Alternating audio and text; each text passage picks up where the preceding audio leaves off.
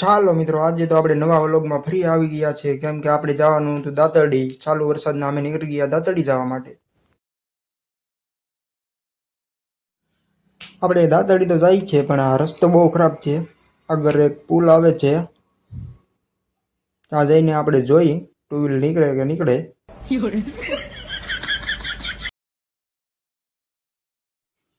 આ રસ્તો એટલો ખરાબ છે ને મિત્રો, એમરજન્સીમાં જતા હોય ને તો આપણે નીચે પડી જાય ટુ વ્હીલ ઉપરથી.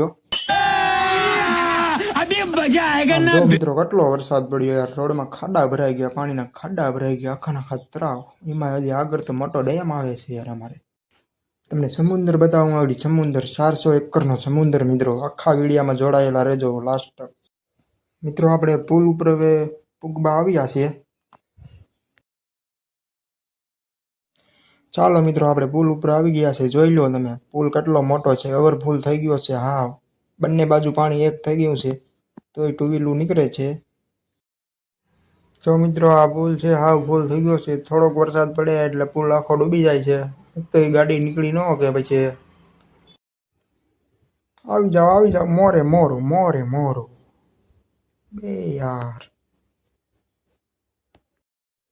લેઢા લે યાર, લેઢા દરિયામાં કેમ લેઢા લે, એમ લેઢા લે. પણ જો કેમ કર્યો ને આખો બોલ જોઈ લો તમારી નજરની સામે. કેટલું પાણી છે યાર, જોઈ લો.